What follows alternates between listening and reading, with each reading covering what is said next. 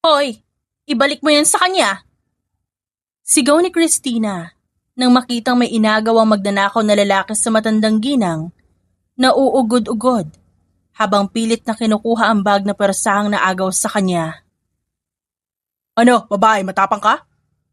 Hamon ng lalaki sa kanya. Tumaas ang kilay ng dalaga at humakbang palapit sa lalaking sa tingin niya'y bagong dating lang sa bayan nila. Kaya hindi siya nito kilala.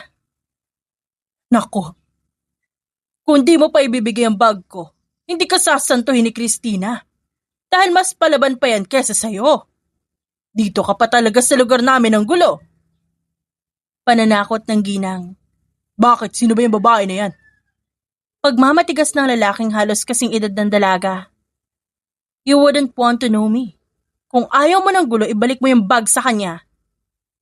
Mariing utos ng babae. Aba, babae ka lang ah. Gusto mo ba talaga makapag-away sa akin? Lakas ng loob mo manghamon porket maganda ka? Kala mo di kita papatulan? Sigang panghahamon ng lalaki sa kanya. Anong babae lang? Tara dito na makita mo yung sinasabi mong babae lang. Akala mo rin ba hindi kita papatulan? Halika! Halika! Nagpanting ang tenga ng dalaga, kaya hindi niya napigilang sigawan ng lalaki. Binaba ng lalaki ang bag bago hinarap si Christina na sandaling nagtatali pa ng buhok. At wala pang ilang segundong, sinapak na siya nito. Napaatras ng lalaki sa lakas ng suntok at nanlalaki ang mga matang nakatingin sa dalaga. Yari ka kay Christina! Sigaw ng ginang, bago tumakbo paalis bitbit ang bag na naagaw sa kanya. Sinong tinatawag mo ngayong babae lang? Tagal na rin simula nung nakabali ako ng buto. Halika, di pa tayo tapos? Hinila ni Christina ang kwelo ng lalaki nung sila na lang dalawang naiwan sa gilid ng kalsada.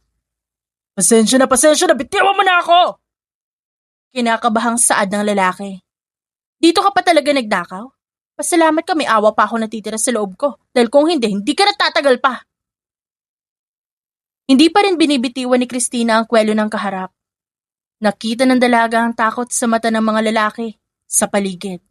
Lalong-lalo na ang lalaking hawak niya ang kwelyo. Kaya sumilay ang maliit ng ngisi sa labi niya.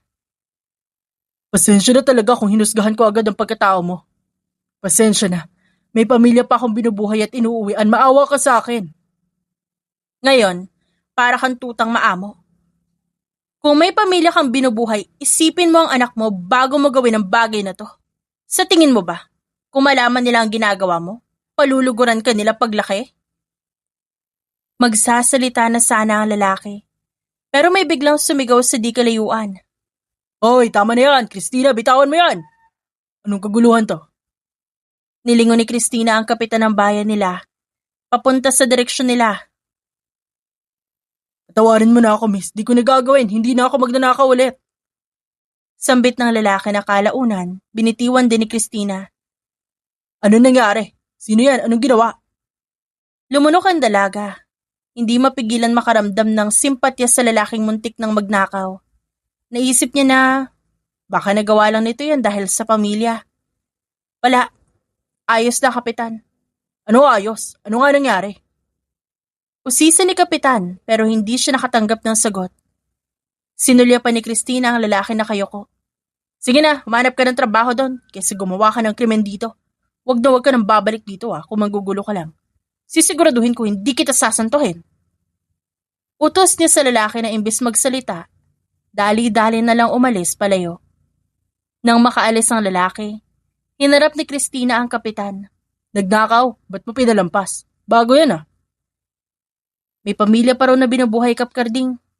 Mukhang napilitang magnakaw at walang patalim na dala. Basta't sa susunod, huwag ka nang mananakit o mag-aamok ng away. Hindi porket malakas ang kapit mo sa barangay. Pagdating sa pagtatanggol sa mga naaapi sa lugar natin, hahayaan na kita. Tandaan mong mas mabuti ang maayos sa pandidisiplina. Pangangaral ng kapitan. Tumango ang dalaga bago sumagot. Ano nga po pala yung naririnig kong magkakaroon ng bisita ang barangay? Narinig ko lang sa mga tao kanina pagkaalis ko. Pag-iiba ng usapan ni Christina. Di pa naman sigurado yon. Pero may darating na mga grupo ng sundalo ayon sa mensaheng natanggap namin. Baka sa susunod na linggo, o sa susunod na 2 linggo pa naman? Hindi agad nakapagsalita ang babae. May kung anong kaba na namuo sa kanyang loob nang marinig ang kung sino ang pwedeng dumating sa bayan nila. Bakit daw po darating? Kailangan daw nila na matutuluyan sa loob ng 3 buwan. Nalaman kasi ng mga rebelde ang kuta nila kaya kinakailangan nila lumipat.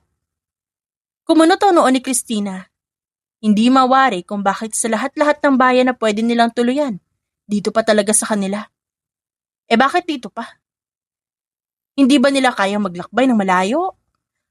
Saan pa ba galing ang mga yon? Sunod-sunod na tanong ni Christina na hindi mapigilan ng sarili. Dahil ito ang malayong lugar mula sa kuta nila noon. Hindi na nila kaya maglakbay na mas malayo pa dahil may mga kasamahan silang sugatan. Inaprobahan na ni Mayor Herald ang pagtuloy nila pero hindi pa sigurado ayon sa general ng mga sundalo. Di maganda kung di pa sigurado. Baka marami sila masyado para sa lugar natin. Nakita ni Christina ang pagkunot noon ng kapitan pero hindi niya pinansin pa. Sige na Kap, mauna na ako magluluto pa ako ng hapunan eh. Sa huli, umalis na si Christina sa harap ni kapitan. Dumiretso na siya sa isang munting bahay kung saan siya lang ang naninirahan. Mula nang malaman ng pamilya ng dalaga ang dating trabaho niya, itinakwil siya ng mga ito. Dahilan para mapilitan siyang magpakalayo sa kanila. Sa loob-loob ni Christina, hindi niya gugustuhin pang bumalik sa mga pamilyang tinrato lang siya parang hindi kadugo. Ate Christina, nandyan ka ba? Tao po! Nilingon ni Christina ang kumatok mula sa labas habang nagluluto. Sino yan? Tanong ng dalaga hanggang sa tuluyan siyang makapunta sa tapat ng pintuan at buksan yon. Bumungad sa kanya ang 20 years old na kaibigan na si Jasmine. Para naman bago ako ate. Pwede ba dito muna ako makitulog? Kailangan ko kasing mag-review Ang ingay ng video ko sa bahay. Kala mo sila lang yung mga tao dun. Reklamo ni Jasmine. Oo naman, sige pumasok ka. Kumain ka na ba? Nagluluto pa lang ako ng ulam adobo. Sagot ni Christina. At pagkatapos ay pinapasok ang kaibigan bago dumiretso ulit sa kusina. Kakakain ko lang ate pero kung mabait ka naman, ba't ako tatanggi sa grasya, di ba? Napatawa si Christina. Ako lang mag-isa dito. Ang tira gagawin ko lang almusal bukas o kaya maitatambak lang sa ref. Tumangulang si Jasmine, kaya't binalot ng katahimikan ng paligid. Narinig mo na ba yung usap-usapan sa barangay? Basag ni Jasmine sa katahimikang bumalot. Hindi pa. May darating daw sa susunod na linggo. Grupo ng mga sundalo yon. Yun ang chismis sa barangay. Pero hindi pa kumpirmado. Dahil galing yun sa mga number 1 ng mga marites sa palaging tambay sa barangay. Tumikim ang dalaga dahil sa narinig. Tinatayang kala ng masigurong tapos na ang niluluto. Totoo yun. Nakapag-usap na kami ni Kapitan Carding kanina bago ako umuwi at yun nga ang sabi. Baka sa susunod na 2 linggo para dating. Pero hindi pa naman daw sila sigurado. Nanlaki ang mga mata ni Jasmine. Talaga ba? Ilan daw sila? Baka meron akong kasing edad dun, no? Masiglang wika ng babae. Ngumiwi si Christina sa tinura nito at binatukan ng babae. Mag-aral ka muna bago ka gumanyan. Naku, yari ka sa pamilya mo. 3rd year college ka pa lang. Hindi ka pa pwede mabuntis. Ikaw nga, 26 years old pero wala kang boyfriend. Hindi ko nga alam kung nakapagtapos ka ba ng pag-aaral. Giit ni Jasmine sa kanya. Natawa ang dalaga. Kahit 2 taon siya sa lugar na ito, talagang masikreto siya tungkol sa nakaraan niya sa takot na baka kamuhian siya ng lahat. Lalo na ng mga taong naging mahalaga sa kanya. Nakapagtapos ako ng koleyo. Sabi ni Christina, yun ang totoo. We, anong kurso? Forensic Science. Tumaas ang kilay ni Jasmine na mukhang gusto pang mang-usisa. Nasaan ang diploma mo?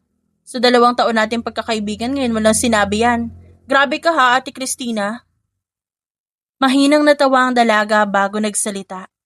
Nasa baon ng mga sikretong gamit ko sa kwarto. Wow, treasure box ba yan? Oo, ako lang ang nakakaalam kung nasan. Ang pamilya mo ba, nasan sila ngayon? Pang-uusisa pa ni Jasmine. Nabahagyang nanliliit na mga mata. Noon pa man sinasabi na ni Christina sa mga kakilala niya na wala siyang ideya kung sino ang mga magulang niya. at ni hindi niya kilala ang sariling magulang, katulad ng hindi pagkilala sa kanya ng mga ito. Hindi ko nga sila kilala. Hindi ko ba nabanggit sa'yo na galing ako sa bahay ampunan? Nakalimutan mo na yata. Hindi. Ngayon ko lang nalaman yan eh. Masyado ka kasing masikreto. Natawa na lamang si Christina dahil mas pipiliin niyang magsinungaling kesa malaman ng kahit sino ang totoo niyang pagkatao. Hindi naman nagsususpetsa ang mga kakilala niya, kaya pinagpapatuloy na lang niya ang kwentong barbero niya tungkol sa sariling pagkatao. Ngayong araw daw darating ang grupo ng mga sundalong sinasabi ni Mayor Herald. Yun ang unang bumungad sa pagpunta ni Christina sa palengke, mula sa isang ginang, matapos ng ilang araw na hindi niya inisip ang tungkol sa mga sundalong darating. Christina, anong sayo? Bagong bagsak ang mga to at mura lang. Anong gusto mo? Alok ng tinderang may katandaan na rin pero bata-bata pa ang itsura. Isa pong bangon sa tilapia. Pakitanggalan na rin ho ng kaliskis. Bakas sa boses ni Christina ang pagkaaligaga habang lumilingon-lingon sa paligid. Ay, kamusta ka naman, iha? Anong ganap mo ngayong araw? Tumikim si Christina at hindi sana gustong magsalita pa, pero parang napipilitan na lang siya para hindi magmukhang walang galang. Ayos lang po ako at baka pumunta ako sa barangay para ayusin yung mga papeles sa pinatatrabaho ni Kap. Mabuti ka pa, no? Sa loob ng opisina ang trabaho mo. Pero subukan mo mag-apply bilang model. Mukha ka naman talaga modelo eh. Hindi ka pa nagbibihis ng magagandang kasuotan at naglalagay ng kolorete. Mukha ka ng manika. Paano pa kaya kung meron? Giit ng tindera, kaya natawa na lamang siya dito.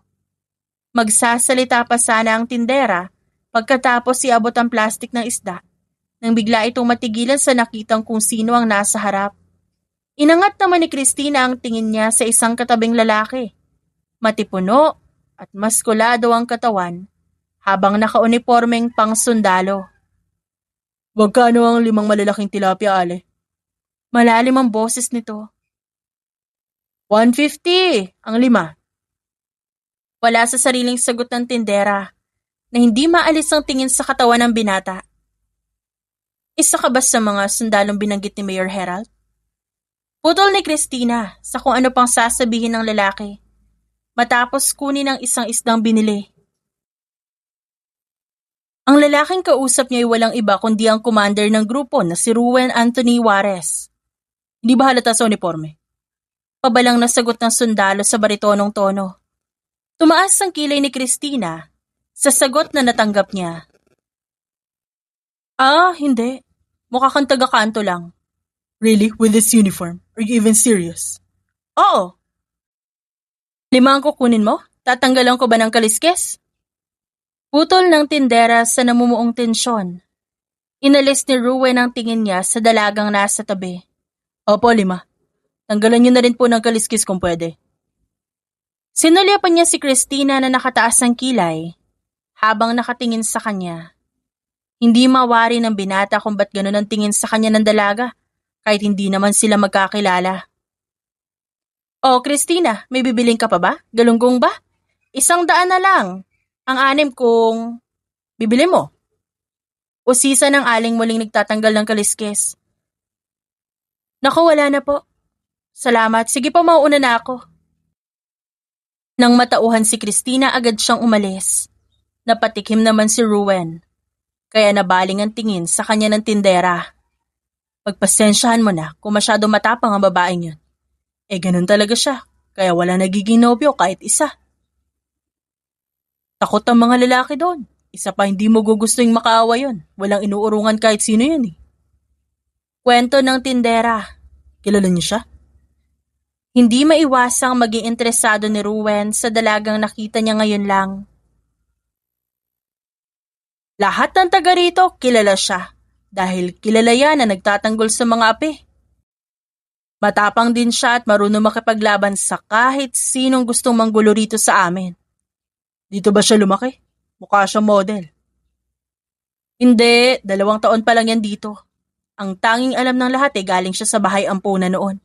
At noong nakalabas ay nagtrabaho hanggang makapag-aral. Sa huli napunta dito. Hindi niya kilala mga magulang niya. Dahan-dahang napatango si Ruwen habang nakikinig. Matapos niyang magpunta sa palengke, dumiretso siya sa isang malaking bahay na hinanda para sa kanila ng mayor. 17 sila kasama ang general nilang nakikipag-usap sa mga taong interesadong makilala sila. Ilang tilapia ang binili mo, Commander? Bumili din ako ng 5 bangus at mga galunggong kanina. Sinalubong siya ng kaibigan niya si Daryl. 5. May mga gulay pa naman, di ba? Prituhin ko na lang to. Sagot ni Ruwen. Ako na, para crispy at masarap. Hatiin ko na lang. Saka magpahinga ka rin dahil inuutusan ka pala ni General Castillo na pumunta sa barangay mamaya. Meeting daw. Kinuha ng kaibigan niya ang hawak na plastic. Kumunot ang noo ng binata. Bakit ako? Meeting? Nasaan si Lieutenant Perez? Commander, 3 naman kayo ni Lieutenant at General na pupunta para makapagpulong sa mayor. Hindi lang naman ikaw. Kala ko ako lang Di mo kasi sinabi ang buong detalye. Natawa naman si Daryl. Sabay hampas sa balikat niya. Init ng dugo natin ngayon Sige na at magpahinga ka na nga, Commander. Sa kabilang banda, pagkatapos kumain ng tanghalian ni Christina, agad siyang naglakad papunta sa trabaho. Sa opisina ng barangay ang trabaho niya, na masasabi niyang maayos naman doon kahit maliit ang sahod na natatanggap niya bilang taga-ayos ng mga papeles. Ate Christina, nabalitaan mo na ba? Sumulpot sa gilid niya si Jasmine kaya napasulyap siya sa kaibigan. Nagpapatril ka pa talaga, no? Hindi mo pa talaga kayang kumpletuhin ang mga sasabihin mo sa akin tuwing may chismis ka? Taas kilay niyang tanong. Ito namang kaibigan ko, sumasabay pa ang init ng ulo sa init ng araw? Bad trip agad? Ano nga yon? Na nandito na mga sundalong atat-natat kayo makita. What's so special about them, no? Hindi maiwasang mairita ng dalaga, lalo na sa tuwing iniisip niya kung paano siya pabalang na sinagot ng sundalong nakita niya kanina sa palengke. Paano mo ba nalaman na nandito sila? Naku naman ate, kunwari ka pang hindi ka interesado sa kanila May pogi ba? Hey, for your information, hindi ako interesado sa kanila. Walang gwapo para sa akin. Nakita ko lang isang sundalo kanina sa palengke habang bumibili ako. At bastos! Dahil tinanong ko na maayos tapos sasagutin ako ng pabalang. Putol ng dalaga sa anumang sasabihin ng kanyang kaibigan. Sundalo? Sino naman kaya? Balita ko 17 sila. Doon daw sila tumutuloy sa malaking bahay na mukhang mansyon, sabi ni na mama. Ewan ko, wag mo akong tanungin. Dahil sa oras na makita ko yung lalaking yun, alam kong kukulo lang yung dugo ko at baka masapa ko na siya kahit sundalo siya. Naiiritang sambit ni Christina habang naglalakad. Nakatanggap siya ng mahinang hampas sa braso mula kay Jasmine. Kaya sinamaan niya ng tingin ng kaibigan. Bakit ba ang tapang-tapang mong babae ka? Minsan naisip ko saan mo nakuha yung katapangang yan, pati sundalos hindi mo sasantuhin. Born that way na ba yan? Kailangan ba yun makuha? Mag-isa na lang ako sa buhay kaya kailangan kong tatagan ang loob ko sa bawat kinakaharap kong problema. Alam mo, sana may tapang din akong kagaya ng sayo ate. Tipid na napangiti ang dalaga sa sinabi ni Jasmine. Lahat naman ng tao, matapang sa kani-kanilang paraan. Hindi maiwasang maisip ni Christina ang pinagdaanan niya noon, noong miyembro siya ng isang sikretong field agent. Kinailangan niyang tibayan ang loob niya sa bawat misyon dahil kung hindi papalpak siya at mabibigo bilang miyembro. Mauna na ako may pasok pa ako. Ingat ka sa trabaho at wag uuwi ng may sugat galing sa pakikipag-away. Pagpapaalam ni Jasmine bago tuluyang lumiko sa isang eskinita. Napatawa na lang si Christina. Nang makarating siya sa barangay, nawala ang ngiting pinakawalan niya sa labi nang muling makita ang muka ng isang lalaking kasama ni Mayor Herald. Oh, nandito na pala si Miss Christina. Kamusta ka naman? Baling ng mayor sa dalaga nang makita siya. Iniwas agad ni Christina ang tingin niya kay Ruwen, bago pa man magtama ang mga tingin nila. Ayos lang naman po kahit nakakairita, Mayor. Ba't sila nandito? Tanong ng dalaga na hindi napigilang magtanong. Magkakaroon kami ng pagpupulong. Ito pala si Commander Juarez, ang makakasama mo sa opisina para sa pag-aayos ng papel. Tinuro ni Mayor Harold si Ruwen sa tabi. Nakapwa nagulat, kagaya ng dalaga sa narinig. Bakit siya? Mayor, sigurado po ba kayong siya makakasama ko? Siya po yung sinabihan akong mukhang taga-kanto kanina sa palengke habang bumibili ako ng ulam.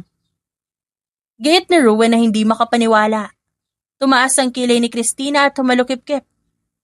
Akala mo ba gusto rin kita makasama? Tinatanong kita na maayos kanina, tapos pabalang mo akong sasagutin. E di pabalang din kitang sinagot, kesa ipahiya ko yung sarili ko sa harap ng tindera. Malamig niyang sagot. Napasinghap ang tatlong lalaki na kasama nila, pero nanatili ang mariin nilang tingin sa isa't isa na parang sila lang ang tao sa buong lugar. Wala pa kayo isang buong araw na magkasama, Miss Christina, Commander Juarez. Ano itong away batang nakikita ko? Para kayo mga bata. Pigil ni Mayor Harold sa kanila.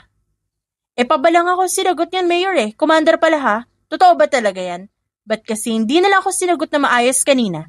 Para naman maayos ang pakikitungo ko sa kanya ngayon. Bakit hindi mo napansin? Yung suot kong uniforme. Nagtanong ka pa talaga kung sundalo ako. Di ba halata? Mukha bang normal na damit lang to? O talaga ba? Natapakan ko ba ang ego mo? It's a pleasure then. Ngisi ni Christina. Hindi pa sana magpapatinag ang binata pero agad siyang hinila ng general nila. Commander Juarez, bakit di mo nalang palampasin ang sinabi ng babae? Masyado ba naalog ang utak mo sa mahaba nating paglalakad? Kaya nag-iisip bata ka na ngayon? Tumigil ka na sa pakikipagsagutan. Dahil siya makakasama mo simula ngayong araw sa opisina. Pagbabanta ni General Castillo. Sa huli, walang nagawa si Ruwen kundi humingi ng patawad sa dalaga na walang sinabi ng kahit isang salita hanggang sa sila nalang dalawa ang naiwan sa opisina. Where should I put these? Tanong ng binata kay Christina na abala sa pagbabasa ng papeles. Inangat ang dalaga ang tingin at sinalubong ang mga mata ni Ruwen. Sa cabinet mo nalang ilagay. Which cabinet? 5 ang cabinet na nandito. Red cabinet, maghanap ka. Tumango na lang si Ruwen bago tumayo at inilagay ang hawak niyang brown envelope sa cabinet na nasa gilid ng desk ni Christina. Bakit ka kasi inutusang tulungan ako sa pag-aayos dito? Hindi ba't sundalo ka? Hindi ka dapat nandito sa opisina. Basag ng dalaga sa katahimikan at hindi pa rin naalis ang tingin sa binata. Hinarap siya ni Ruwen bago sumagot. Ako lang ang walang masyadong tungkulin sa grupo, kaya ako na nag-volunteer na tulungan ng barangay sa trabaho, kapalit ang pagpapatuloy sa amin ni Mayor Harold dito. Malay ko bang ikaw makakasama ko? Wow, choosy ka pa. Hanggang kailan magagawin to o hanggang kailan kayo dito? 3 months lang kami. Sana hindi uminit ang dugo mo sa akin at kalimutan na natin ang nangyari sa palengke. Sinubukang ngumiti na Ruwen, pero nanatili ang matalim na tingin sa kanya ni Christina. Kung di mo ako pabalang na sinagot, sana maayos tayo ngayon, di ba? Malalim na nagbuntong hininga si Ruwen. Kaya nga humihingi ako ng pasensya sa'yo kanina, di ba? Napagalaman ko rin kasi kay Mayor na wala kang inaatras na kahit sino at di ka nagpapatalo. Is that a compliment or not? Depends on how you will take it. Kumindat ang binata kaya napangiwi si Christina. Bakit ba lakas ang tama mo kapag tinatanong ka? Bakit ba ang sungit mo? Pinanganak ka ba may galit sa mundo? Pang-aasar pa ni Ruwen. Sa loob-loob ng binata, hindi niya alam kung bakit sa kabila ng matapang at sigang ugali ng dalaga, lumilitaw pa rin sa paningin niya ang angking kagandahan ni Christina. Huwag mong asahan na magkakasundo tayo kung ganon. Seryoso ang saad ng dalaga pero hindi siya pinansin ng binata at ngumisi na lang. Oh, anong iningisi-ngisi mo dyan? Hamon pa ng dalaga. Kaya nilingon siya ni Ruwen. Masama bang umiti? Pati ba naman reaction ko pinapansin mo? Crush mo ba ako? Na love at first sight ka ba? Walang pagdadalawang isip na binato ni Christina ng lukot na papel ang lalaking tumatawa ngayon. Baka mauna pang magunaw ang mundo bago ako magkagusto sa'yo. Hoy! Kadiri ka? Pasigaw niyang sabi. Pero hindi siya pinansin ni Ruwen na binaling sa ibang atensyon na kunwari walang naririnig. Nang matapos sa trabaho, sabay silang lumabas ng opisina. Madilim na pala. Malapit lang bang bahay mo dito? Ano namang pakialam mo? Delikado na kasi ang daan kung maglalakad ka mag-isa. Pwede ka naman sumakay ng tricycle kung meron pa. Malapit lang bahay ko dito kaya maglalakad ako. Isa pa, baka mas delikado pa ako para sa kanila kapag lumapit sila sa akin. Nagsimula nang maglakad si Christina, kaya sinasabayan na siya ng binata. Where did you get that strong personality of yours? Na kahit ako na sundalo, hindi mo sinasanto. Pang-uusisa ni Ruwen. Mahinang natawa si Christina. Ba't naman kita sasantuhin? Kahit delikadong tao pa nga nagagawa kong labanan, ikaw pa kaya? What do you mean by that? Delikadong tao? Who? Tumikim si Christina bago sumagot. Mga magnanakaw sa bayan, mga nanggugulo. I see. That's good, Miss Christina. You know how to defend yourself. Hindi na nagsalita ulit ang dalaga at nagpatuloy na lang sa paglalakad. Ganun din ang ginawa ni Ruwen sa tabi niya. Hindi ko akalain na kaya mo pala manahimik. Basag ng dalaga sa katahimikan. Natawa si Ruwen. Oo naman. Ano ba sa tingin mo sa akin? Madaldal? Well, because of what happened earlier, masasabi kong napakadaldal mo at isip bata. Sagot ni Christina na ngayon ay nagpipigil ng tawa. Hindi ako isip bata, Miss Christina. What I've said is true. Hindi ba talaga halata sa suot ko na sundalo ako? Oh, here we go again. Bumuntong hininga si Christina. Umalakak si Ruwen. Pero bago pa siya makapagsalita, lumiko na sa isang street ang dalaga nang hindi nagpapaalam sa kanya. Di man lang nagpaalam. Bulong ng binata sa sarili. Nagpatuloy sa paglalakad si Ruwen hanggang sa makarating siya sa bahay. Sinalubong siya ng mga kasamahan niyang nakangising aso. Baka sa lugar na to ko lang magkakaroon ng girlfriend, Commander Juarez, ha? Kantsaw ni Daryl. Kumunot ang noon ni Ruwen. Ano ibig mo sabihin dyan? Nakwento ni Lieutenant Perez, yung babae na kasagutan mo kanina. Kasama mo pa sa isang opisina. Enemies to lovers ang atake niyo! Pang-aasar ng sundalong si Tristan at dinamba pa siya sa likod. Yun ba? Hindi naman interesado sa kanyang babaeng yun. Mas matapang pa nga sa akin yun. Yung tipong kapag nainis siya sa'yo, hindi kanya palalampasin. Natatawang sambit ni Ruwen. Hindi malaman ng binata kung bakit sa kabila ng mga sinasabi niyang yon, nagawa niya pang tumawa. So, kung interesado siya sa'yo, magiging interesado ka din? I'm already interested in her. Pag-amin ni Ruwen, na nagpahiyaw sa karamihan, kaya halos mabingi siya. Di ko anin mo na, bago pa maagaw ng iba. Sigaw ng isang lalaking sundalo na kasamahan nila. Hindi nagsalita si Ruwen habang iniisip kung paano niya lalapitan ng dalaga na si Christina. Pero isang araw pa lang naman sila magkakilala. At buo ang loob niya na may 3 buwan pa siya para maging malapit silang dalawa. Kinabukasan, nang makita ng binata si Christina, na naglalakad, agad siyang tumabi para sabay sila. Pupunta ka rin ba ng office? Obvious na tanong ni Ruwen para may masabi naman siya. Magsuswimming ako sa barangay. Mainit pa naman. Meron silang pond sa likod. Walang emosyong sambit ng dalaga. Sige. Hintayin na lang kita sa opisina. Pagkatapos mo magtampisaw kasama ang mga palaka. Ngisi ng lalaki. Bakit? May susi ka ba ng opisina? Ngumisi si Ruwen kasabay ng pagkuha niya ng susing nasa bulsa. Binigay ni Mayor sa akin kahapon. Sagot niya kay Christina na napangisi rin. Huwag mong iwawala yan kung ayaw mo malak sa loob ng opisina. Bakit? Ano ang naiisip mong gawin sa akin? Humalakak si Christina sa kabadong boses ng binata.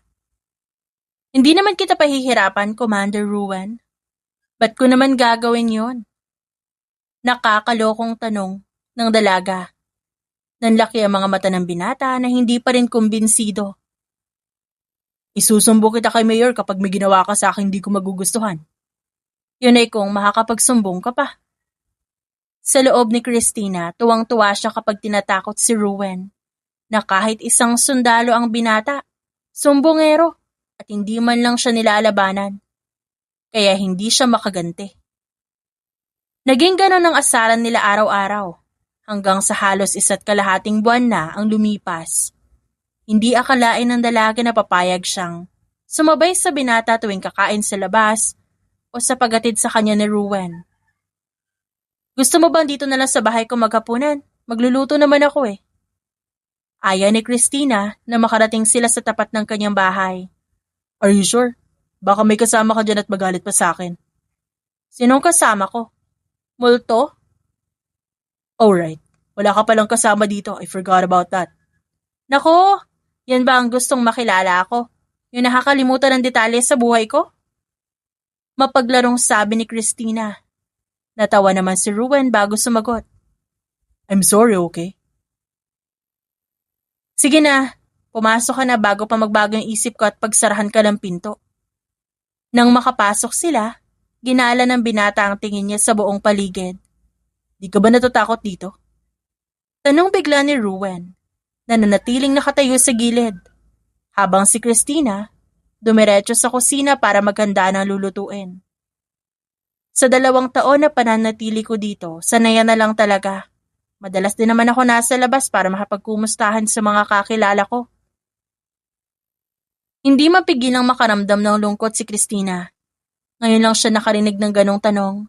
Dahil kung may magtatanong sa kanya ng ganon, lolokohin niya lang ang sagot. About your parents, hindi mo ba naisip na hanapin sila? Sa tingin mo ba buhay sila?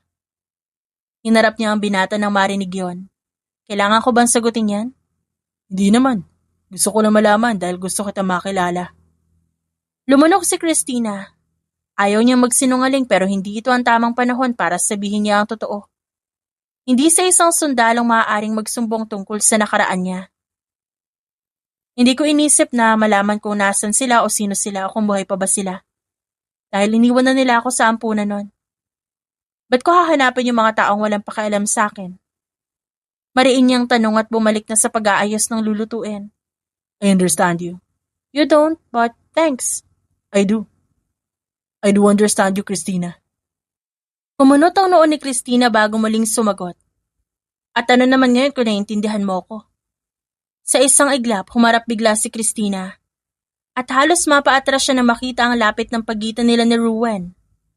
Let me help you so you won't feel alone ever again. Hindi ko kailangan ng tulong ng kahit sino. At hindi mo ako kilala, Ruwen. Hindi mo alam ang pinagdaanan ko noon. E di sabihin mo sa akin lahat. Makikinig ako. Bulong pa ni Ruwen. Hindi mo maiintindihan. Hinawakan ni Ruwen ang kamay niya at hinila ang dalaga palapit sa kanya. Nanlaki ang mata ni Christina pero imbes na magpumiglas, hindi niya nagawa. Iintindihin kita. Ayoko nang pag-usapan ng tungkol sa bagay na yan, Ruwen. Hindi na natin pag-uusapan kung ayaw mo. Hayaan mo lang ako manatili sa tabi mo palagi. Malambing na saad ng binata at nilapit pa sa kanya si Christina. Lumunok ang dalaga, kinakabahan siya, pero hindi niya alam kung bakit ayaw niyang kumawala sa bisig ni Ruwen. Aalis ka din naman, iiwan mo ko. Aalis ako, pero hindi ibig sabihin hindi na ako babalik. At matagal pa naman yun. Isa't kalahating buwan pa mahigit. Hindi umimik ang dalaga hanggang sa ilang sandali. Nagtagpo ang kanilang labi. Tumugon si Christina sa halik ng binata. Hanggang sa matapos yon. Why did you do that? Pabulong na tanong ni Christina nang maglayo ang mukha nila. Pasensya na. I just cannot help it. Hindi ko nagawang pigilan ng sarili ko. Dinikit ni Ruwen ang noo niya sa noo ng dalaga. I like it too. Sinalubong ni Ruwen ang tingin ni Christina. You do? I do like it, Ruwen. Sa ngayon, kailangan ko munang magluto ng hapunan para makakain tayong dalawa at makabalik ka na sa mga kasamahan mo. Hindi nagtagal, kumalas na ang dalaga mula sa pagkakapulupot ng braso ni Ruwen sa katawan niya. Tumalikod siya sa binata para umpisahan na ang paghihiwa ng rekadong gagamitin sa pagluluto. Halos magdadalawang buwan pa lang tayo pero pwede ba maging tayo na? Tanong ng binata at niyakap si Christina mula sa likuran. Hindi pa ba tayo sa lagay na to? Natatawang tanong ng dalaga. I just want an answer, Christina. Malumanay na sambit ng binata. Oo naman. Wala naman sa tagal ng panahon yan. Dahil kung tayo, tayo talaga. Sumilay ang maliit ng ngiti ng binata kasabay ng pagsubsob ng mukha niya sa balikat ng dalaga. Kapag umalis kami, babalikan kita dito, kaya huwag kang aalis ha. Saan pa ba ako pupunta? Ito lang naman inuuwian ko. Wala na akong kakilala sa ibang lugar. Mabuti naman kung ganun. Paano kung dito ako matulog? Ayos na ba sa'yo magkatabi tayo? Tanong ng binata habang kumakain. Nanlaki ang mata ng dalaga. Sa loob naman ni Ruwen, alam niyang hindi papayag si Christina, pero gusto niya lang subukan. Hindi ba magagalit sa'yo si General? At isa lang ang kwarto, hindi tayo pwedeng magtabi. Bakit naman? Parehas naman tayo nasa tamang edad para sa mga bagay-bagay. Takang tanong ni Ruwen. Nakita ng binata ang pamumula ng pisngi ng dalaga, kaya pinigilan niya ang sariling mapangiti. Baka kasi masapak siya kapag inasar niya. Hindi pa ako handa para sa bagay-bagay na tinutukoy mo, Ruwen. Ayoko pa. Bakit? Ano ba iniisip mo? Di ba tayo pwede magyakapan sa pagtulog? Basta bawal. No way sa no. Hindi ko gusto may katabi sa pagtulog kahit boyfriend na kita. Putol sa kanya ni Christina kaya natahimik siya. Okay. Chill ka lang, mahal ko. Baka ma-high blood ka niyan. Tinapunan siya na masamang tingin ni Christina. Ano tinatawa mo dyan? Gusto mong tumagalan tayo ng isang araw? Siyempre hindi. Natatawa lang ako kasi ang cute mo. Cute mo mukha mo, kadiri. Isusumbong kita kay General Castillo. Magpo-push up ka ng 100 times. Humalaka kang binata. Pero nanatili ang masamang tingin sa kanya ni Christina. 100 push-ups lang pala. Kahit gawin pa niyang 200, ayos lang. Sa huli, binatukan ni Christina ang nobyo at tumahimik na. Kahit wag ka nang bumalik dito bukas. O kaya pwedeng kahit hindi na talaga. Huling biro na sambit ng dalaga hanggang sa makalayo na si Ruwen. Sweet dreams, my love. Nag-flying kiss pa ang binata. Nagbingi-bingihan naman siya sa narinig. Lihim na napangiti si Christina. Ang gabing yun ang unang pagkakataong nakaramdam siya ng kapayapaang bumalot sa puso niya. Hindi niya inisip ang nakaraan, pero may kung anong sakit na dumaan sa loob niya nang maisip na baka hindi siya tanggapin ng nobyo, oras na malaman nito ang katotohanan tungkol sa nakaraan niya. Ilang araw ang nagdaan, naging maayos ang relasyon nila hanggang sa isang araw, pagka-uwi ni Ruwen sa mga kasamahan niya, agad niyang napansin ang seryosong usapan. Anong meron? Salubong niya sa mga kasamahan. Nilingon siya ng kapwa sundalo. Aalis daw si General Castillo para makapag-usap sa isang leader ng lumang grupo na gusto makapagtulungan sa atin tungkol sa mga bomba. At ang isa pa, napag-alaman namin sa pangangalap namin ng impormasyon, nakasapi ng lumang grupo na yon, ang babaeng taga rito na si Christina Rose Lopez. Siya yung katrabaho mo, di ba? Baling ni Daryl sa kanya. Napakurap-kurap si Ruwen. Pilit na pinoproseso ang bawat salitang narinig mula sa kaibigan. Ano ibig mo sabihin sa dating pagkatao ni Christina? Baka nagkakamali ka. Baka kapangalan lang niya. Umiling si Daryl kasabay ng paglahad ng kung anong papel. Kinuha ni Ruwen yon at tinignan ng litrato ng kasintahan. Profile ni Christina sa lumang grupo kung saan dati siyang field agent. Do you think it's bad? That she's bad? Of course it is. Tumutugis at bumibihag sila ng opisyal ng gobyerno noon para paaminin sa kasalanan. We protect the government, diba? Kalaban natin sila. Kalaban sila ng bansa. Gayet ni Tristan. Pero hindi siya pinansin ng lahat. What do you think, Commander? Do you think that it is a good idea kung makikipag-usap pa siya sa dating leader ng grupong yon? Tanong ni Daryl. It's foolish. Sagot ni Tristan. Shut up, Tristan. I'm not talking to you. Asik ng sundalo na si Daryl kay Tristan na napailing na lang. Anong klase na opisyal ng gobyerno ang tinutugis sila? May partikular ba? Ang tanging naitanong ni Ruwen. Hindi alam ng binata kung ano ang dapat niyang maramdaman. Nagsikreto sa kanya ang kasintahan na paniguradong takot sabihin ang totoo dahil isa siyang sundalo. Karamihan ayon sa paghahanap ko mga korap na opisyal ng gobyerno, mga senador, mayor, At ang pinakamalala ay ang isang buong angka na ilang dekada nang namumuno sa isang syudad. Sagot ni Daryl habang malalim na nag-iisip. Kaya pala masyado matapang ang babaeng yun. I saw her training by herself the other day near here. Masyado mabilis ang galaw niya, parang kalkulado yun. Kaya pala, dati siyang spy. Nanatiling nakikinig lang si Ruwen sa kanila. Pilit niyang pinapasok sa utak lahat ng impormasyong naririnig niya. Wala silang pinapatay. Tinutorture, oo. Ang layunin kasi ng grupong yun, maranasan ng mga korap ang paghihirap na nararanasan ng taong bayan. Paliwanag ni Daryl. That's illegal, right? Tanong ng isang sundalo. Tumikim si Ruwen bago sagutin ang kasamahan. Illegal din naman ang pagnanakaw nila sa taong bayan ng mga pera at ginagamit sa sariling pangkapakanan, di ba? It's illegal to steal. So pinagtatanggol mo yung grupo ni Christina? Bakit? Ano ba meron kayo? Mas lalong hindi makatarungan ang pag-torture nila sa mga nakatataas. Pahayag ni Tristan. Nilingon ng binata ang kaibigan niya nang may matalim na tingin. Hindi ito tungkol sa kung ano meron kami, Tristan. Ang sinasabi ko, ang parehas na gawain ay hindi makatarungan. Pero alam naman nating maraming taong galit sa gobyerno dahil sa pagiging makasarili nila. Lahat naman tayo galit sa gobyerno. It just happened that Christina is angrier and decided to join their group. Sus, sabihin mo lang, pinagtatanggol mo yung babaeng yan. Di na lang ako magugulat kung matatanggal ka sa ranggo. And I'm sure that I will be replacing you, so for now, have fun tolerating your girl. Ngisi ng sundalong si Tristan. Imbes na magsalita si Ruwen, sinugod niya ito agad ng suntok, dahilan para mapaatras ito sa lakas ng puwersa ng suntok niya.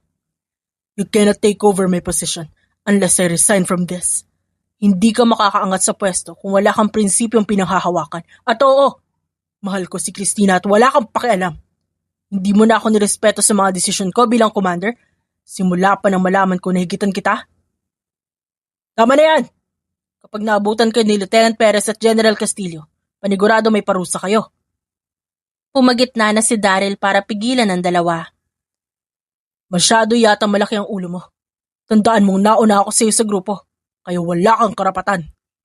Giit ni Tristan. Hindi na nagawang magsalita ni Ruwen, sa halip ay agad siyang umalis sa harap ng kasamang sundalo para pigilan ang sariling magalit ng husto. Dumiretso siya sa labas para magpalamig. Hindi niya maisip kung bakit nagawang itago ng dalaga sa kanya ang nakaraan nito. Sa kabilang banda naman abala si Christina sa pagtatahi ng damit, kahit malalim ang iniisip tungkol sa ilang bagay. Ate Christina, pwede mo dito muna ulit ako ngayong gabi? Nilingon ni Christina ang pumasok sa pinto ng bahay niya. Tumango siya kay Jasmine kaya pumasok na ang babae. Ayos ka lang ba ate? Parang tahimik ka. Ayos lang. Nakita mo ba si Ruwen kanina? Nakita ko lang siya hinatid ka pero kanina pa yun eh. Pero saglit nga. Ano bang meron kayo? Kayo na ba? Hindi sumagot si Christina. Pero hindi nagtagal. Tumango siya. Nung mga nakaraang linggo pa naging kami. Kaya palang hindi ka na masyado nakikipag-away sa kung sino Grabe naman sa character development yarn. Kaya pala pagkatapos ng trabaho, diretso ka na sa bahay. Pang-aasar pa ni Jasmine. Mahinang natawa si Christina. Aalis din naman siya, ilang linggo na lang ang lilipas. Hahayaan mo naman ate. Hindi ba't kung mahal mo siya, pipigilan mo siyang umalis? Wala naman ako magagawa. Yun ang trabaho niya. Isa siyang commander at hindi niya pwedeng talikuran ang posisyon na meron siya dahil lang sa pag-ibig. Nakaramdam ng kirot si Christina. Dahil ang akala niyang pang matagalan, mawawala din pala sa kanya. Ilang sandali ang lumipas, nakarinig sila ng katok hanggang sa napagdesisyon na ni Christina na siya na ang magbubukas. Bumungad sa kanya si Ruwen na may mapupungay na mga mata. Nung ginagawa mo dito gabi na, may kailangan ka bang sabihin? Aalis na ba kayo? We need to talk about something. Hinawakan ni Ruwen ang kanyang kamay. Hindi na nagawang lingunin ng dalaga ang kaibigan, kaya sumunod na siya sa kasintahan. Nakaramdam siya ng matinding kaba at hindi niya alam kung bakit. Nakarating sila sa gilid ng bahay, kung saan walang makakarinig sa kanila. Ano yun, Ruwen? Anong pag-uusapan natin? I need to know the truth. Bakit mo nilihim sa akin na dati kang field agent? Nanlaki ang mga mata ni Christina. Paano mo nalaman yan? So totoo nga. So bakit mo nilihim sa akin? Bakit ko naman sasabihin ang totoo sa'yo kung sundalo ka? Alam kong sasabihin mo kay General ang totoo kapag nalaman mo. At saka saan mo nakuha ang impormasyon na yan? Hindi agad nakapagsalita si Ruwen sa narinig. Hindi ba kapani-paniwala ang mga kwento ko? Kaya ikaw mismo ang nangalap na impormasyon tungkol sa akin? Ano, nalaman na ba ni General? Hindi, Christina. Hindi. Makikipag-usap si General sa dating leader na isang grupo. Makikipagtulungan sila sa isang malaking misyon. Umuwi ako pagkatapos kita ihatid at doon ko nalaman sa mga kasamahan kong sundalo na naghanap na impormasyon tungkol doon sa leader at sa mga dating miyembro. Hindi ako naniwala agad sa kanila. At ngayon, naniniwala ka na. All I wanted to know was why did you keep it as a secret from me? Hindi ka ba nagtitiwala sa akin? Sa akin pang mahal na mahal ka? Napalunok si Christina bago sumagot. Hindi sa ganon, Ruwen. Then tell me why. It's just that I'm afraid that you won't accept me anymore.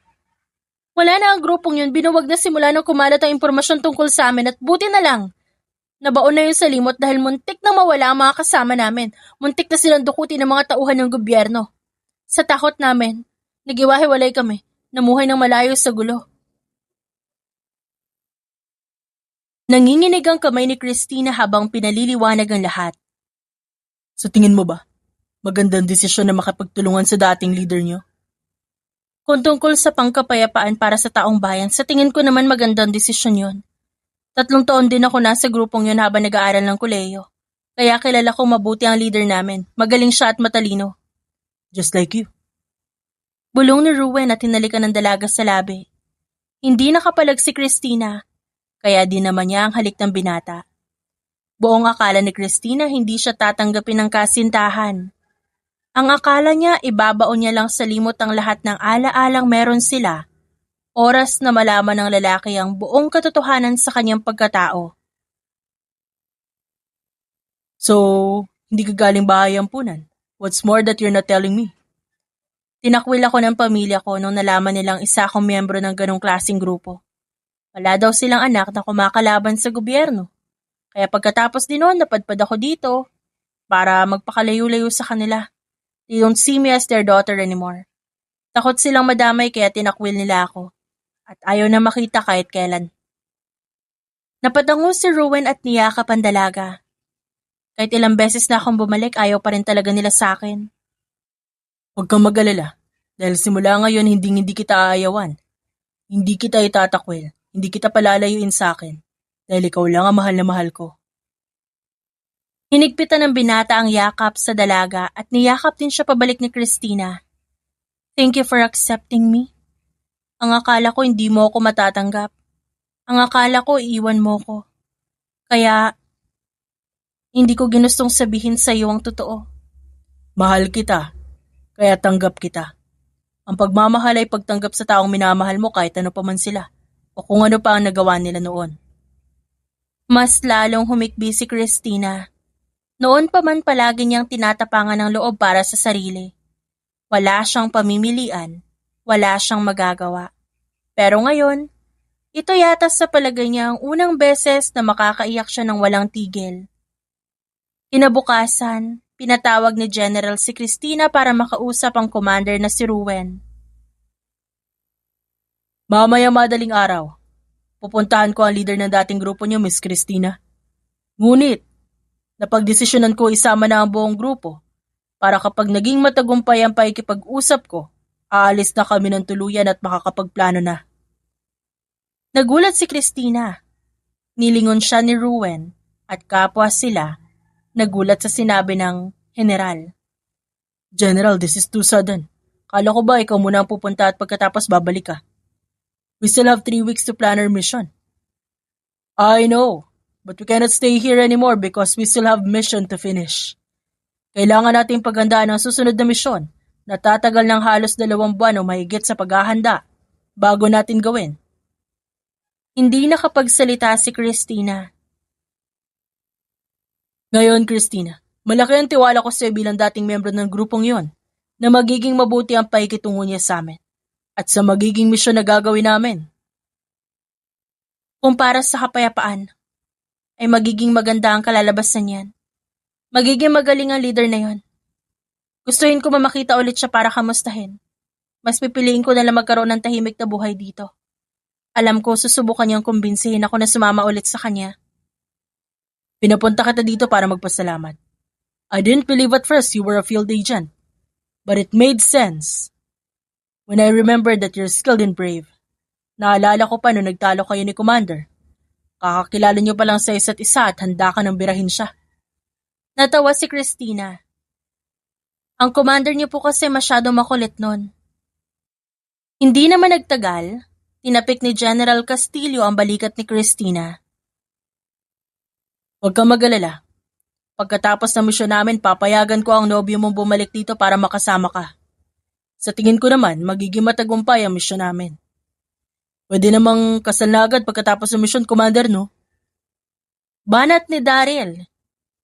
Nakaramdam ng hiya si Christina na mula tuloy ang kanyang pisngi. Anong kasal? Binyag na agad para sa magiging pamangkin namin kay Commander Juarez. Kantsaw ng isa pang sundalo. Shut up, everyone. I will talk to her, General. We will go now. Nang makalabas sila, dumiretso sila sa gilid ng kalsada. Huminto si Ruben para harapin siya. I'm sorry if this is very sudden, Christina.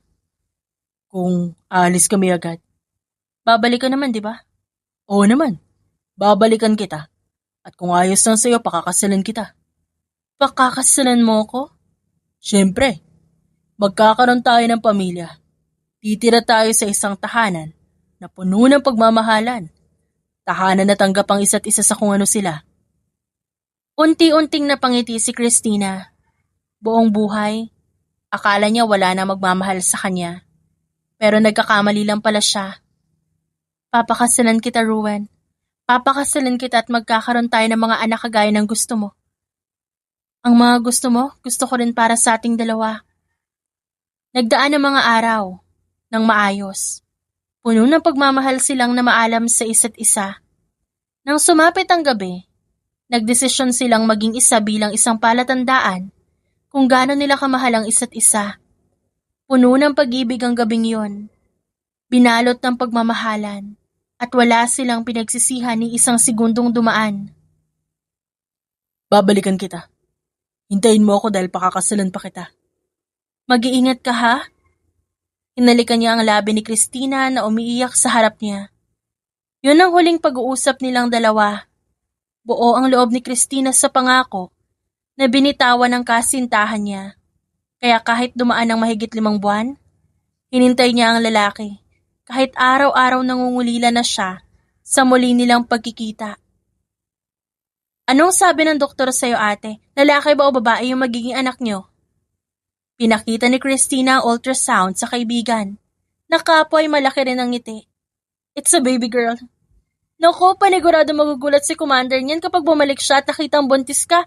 Masaya ko para sa inyo, ate. Ang akala ko, wala lang ang mga sintomas noong nakaraang buwan. Pero may dinadala na pala ako. Talaga palang ginawa niyo muna ni Commander bago siya umalis? Sobrang saya ko para sa inyo. Magkakaroon na ako ng bagong pamangkin. Pagkatapos nila magyakapan ay hinarap nila ang isa't isa. Hindi ko alam kung paano ako magbubuntis. Wala akong alam sa ganito dahil noon pa man bago siya dumating. Hindi ko ito naisip o pinangarap.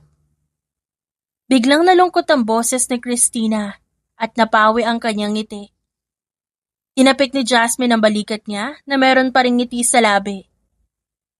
Marami ka namang mga kakilalang ginang, di ba? Magpapatulong tayo sa kanila tungkol sa pagbubuntis. Tignan mo nga nung nalaman nila sa bayan na may dinadala ka na pala, ang saya-saya nila at nag-offer pa sa'yo na tulungan ka, di ba? Positibong sambit ni Jasmine. Sana nga makaya ko habang wala pa si Ruben. Sigurado naman ako nasa misyon pa yon.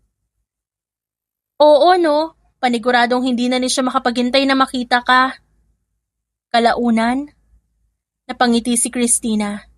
Naniniwala siyang darating din ang ama ng dinadala niya at makakapamuhay sila ng payapa.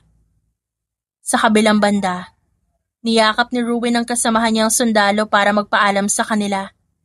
Nasa bago silang kampo malapit lang sa bayan, kung saan nakatira si Christina. Sigurado ka na dyan? Magre-retiro ka? Sayang ang posisyon mo kung aalis ka na. Pero kung gugustuhin mong bumalik, tatanggapin ka pa rin namin dito Nilingon ni Ruben ang general nila na nagsalita. Mas pagsisisihan ko po kung mananatili ako dito habang naghihintay yung babaeng mahal ko dun. Tumango si General Castillo. Ilang sandali lumapit kay Ruben ang sundalong si Tristan at nagsalita. Gusto ko sana humingi ng pasensya sa naging asta ko sa'yo noon, Commander Juarez. Pasensya na sa mga nasabi ko.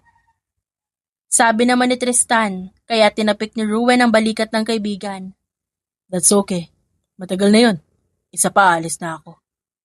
Basta't para sa pag-ibig, no? Nabibitawan natin kung anong meron tayo. Nagawa ko rin yan dati. Ngayon, hinayaan na lang ako ng asawa ko.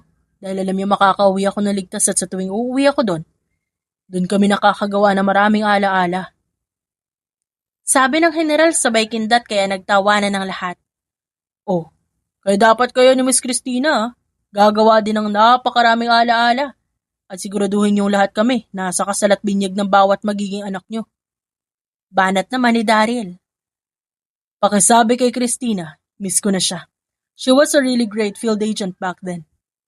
Kung babalik siya, bubuo ulit kami ng grupo para ipagpatuloy ang nagawa namin noon. Bumaling si Ruben sa isang lalaking leader na nagsalita. Yun ang leader ng dating grupo ni na Christina na ngayon ay kasama na sa military team. Be careful with your words. Tandaan mo, gobyerno pa rin ang under ang grupo namin. Bakit naman? Joke lang yon, dahil alam ko magiging abala na sa pagbuo ng pamilya si Christina. Sige, Ruben. Sabihan mo na lang na kunin niya ako ninong na magiging anak niyo kapag free siya. Pwede rin kami mag-training. I won't let her train because she'll be pregnant the next time you visit her. Naku po, maghinay-hinay. Awat ni Daryl at humalakhak.